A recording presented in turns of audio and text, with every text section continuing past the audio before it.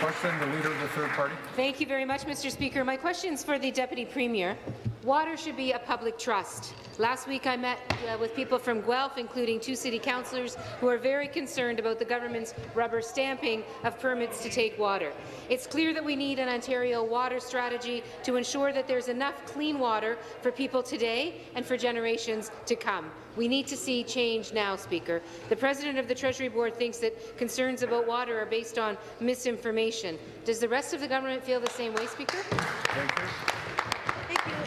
Speaker, the Minister of the Environment and Climate Change. Thank you very much, Environment and Climate Change. Thank you, Mr. Speaker, very much, and thank you to the honourable member opposite for the question. We have been doing a lot of work on zero waste and climate change, and probably have about the heaviest environmental legislative agenda of just about any government in many, many years, Mr. Speaker. And this is the intersection of all of those problems. There's waste issues, there's environmental issues, and with the terrible droughts that we're having in climate change, we know these are going to become acute. We've been working very hard for over the last year, Mr. Speaker, with environmental groups, with industry. We will soon be bringing forward a very aggressive program to protect groundwater, to ensure issues of water pricing. I am very interested in hearing from the parties opposite, and the member opposite would be happy to sit down with her to ensure that the input of her party is reflected in the actions of the government. Thank you.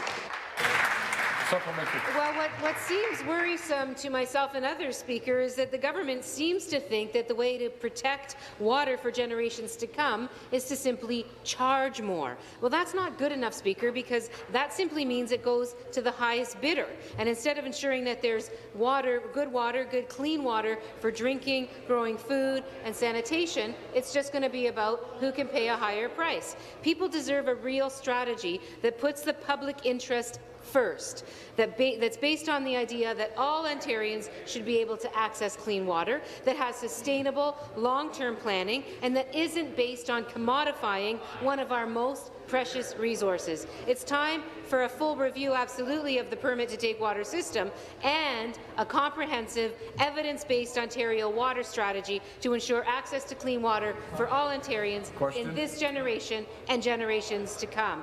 Does this government agree? Thank you. Minister. Yes, we agree. And to go further than that, I take that as very constructive criticism from the Leader of the Opposition, and I appreciate it. I share her concerns. She is quite correct, as far as I'm concerned, that simply charging for water is not the solution. It is more complex.